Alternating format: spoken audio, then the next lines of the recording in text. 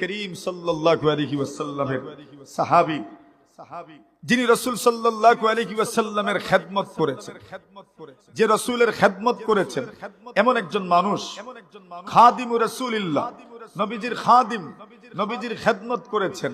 এত বড় সৌভাগ্য, নবীর খেদমত করেছেন, এর চেয়ে বড় সৌভাগ্য আর কি হইতে পারে? আনাস ইবনে মালিক রাদিয়াল্লাহু তাআলা আনহু বলেন, আমি রাসূল সাল্লাল্লাহু আলাইহি ওয়াসাল্লামের খেদমত করেছি পুরো 10 বছর। কত বছর? 10 বছর। বলেন, আমি যখন ছোট ছিলাম আমার মা আমার আঙ্গুলে ধরে ধরে নবী আকরাম সাল্লাল্লাহু আলাইহি ওয়াসাল্লামের খেদমতে আমাকে নিয়ে গেলেন আর বললেন, ইয়া রাসূলুল্লাহ, হাযা আনাস, ইনি হচ্ছেন আনাস, আপনার খেদমতের জন্য আমি দিয়ে গেলাম। সুবহানাল্লাহ। আনাস বলেন, ওই যে খেদমত শুরু করেছি, খেদমতের ওসিলায় দোয়াও পেয়েছি।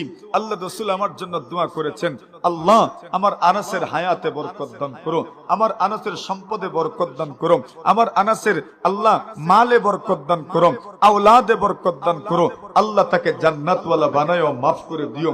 আনাস বলেন, 3টা দোয়া তো দুনিয়াতে কবুল হয়ে গেছে, আমি দেখেছি। আমি আশা করি মরণের পরে আল্লাহ আমাকে জান্নাতওয়ালা বানাবেন, সেই দোয়াও কবুল হবে। সুবহানাল্লাহ। এখন উনি রাসূল সাল্লাল্লাহু আলাইহি ওয়াসাল্লামের খেদমত করেছেন। আবু সাল্লাম রাহিমাহুল্লাহু তাআলা বলেন, কুননা কুউদান ফি মসজিদে হিমস, আমরা হিমসের জামে মসজিদের মধ্যে বসা ছিলাম। হিমসের জামে মসজিদে বসা, মসজিদে কেন মানুষ বসে? নামাজ পড়ার জন্য বসে, অথবা নামাজের পরে বসে। কেউ যদি মসজিদের মধ্যে বসে আযান ইকামতের মধ্যখানে হাত তুলে যদি দোয়া করে, আল্লাহ তার দোয়া ফিরায়া দেন। জোরে বলেন। কেউ যদি আল্লাহর ঘর মসজিদে বসে আর এক নামাজের পরে আরেক নামাজের জন্য অপেক্ষা করে, নবী আকরাম সাল্লাল্লাহু আলাইহি ওয়াসাল্লামের সাহাবী একদিন নবীর কাছে অনুমতি চাইলেন, ইয়া রাসূলুল্লাহ, আমাদেরকে অনুমতি দিন, আমরা চাই আমরা পরিবার পরিজনকে ত্যাগ করে, সারা দুনিয়া ত্যাগ করে আমরা সন্ন্যাস হয়ে যাব, বৈরাগী জীবন যাপন করব, ইয়া রাসূলুল্লাহ আমাদেরকে অনুমতি দিন। রাসূল বলেন, এটার অনুমতি নাই। তখন সাহাবায়ে কেরাম বলেন, ইয়া রাসূলুল্লাহ, বনি ইসরাইলের মানুষ সন্ন্যাসী হয়ে যেত, বৈরাগী হয়ে যেত। আল্লাহর কত বান্দা এমন ছিলেন যারা 500 বছর একাধারে আল্লাহর ইবাদত করেছেন, 600 বছর আল্লাহর ইবাদত করেছেন, 700 বছর আল্লাহর ইবাদত করেছেন।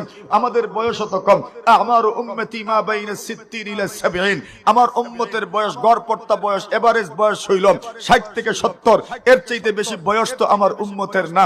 আল্লাহ রাসূলকে বলেন, ইয়া রাসূলুল্লাহ, এরা 500 বছরের ইবাদত করেছেন, 600 বছরের ইবাদত করেছে, 700 বছরের ইবাদত করেছে, এত লম্বা সময় ইবাদত করলো, এদের সাথে আমরা কেমনে পেরে উঠবো?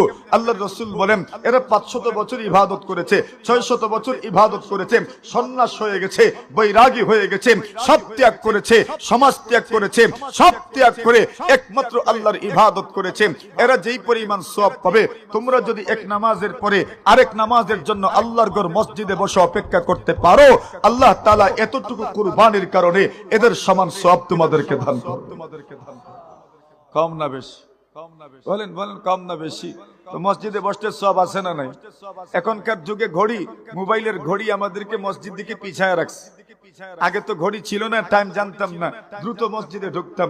এখন 5 মিনিট আগে বলি, আরে এখনো 5 মিনিট আছে, এখনো 5 মিনিট আছে, এখনো 5 মিনিট আছে, 1 মিনিট আগে মসজিদে ঢুকবো। কথা বলেন ঠিক না ঠিক? তাহলে ঘড়ি একদিকে আমাদেরকে পিছিয়ে রেখেছে, মসজিদে ঢোকার থেকে পিছিয়ে রেখেছে।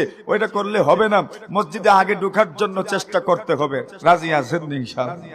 জোরে বলেন। এখন আসেন, আবু সাল্লাম বলেন, আমরা তো মসজিদের মধ্যে বসা, এমন সময় দেখলাম মুসল্লিদের মধ্য থেকে একজন দাঁড়াইলেন। আল্লাহর বান্দার চেহারার দিকে তাকাইলাম, সুবহানাল্লাহ, এত সুন্দর চেহারা, চেহারার মধ্যে যেন নূরের ঝলক, এমন সুন্দর চেহারা, বুঝাই যাচ্ছে জান্নাতি চেহারা। কিছু মানুষ আসেনি এমন? জোরে বলেন, এদের চেহারা দেখলে কি মনে হয়?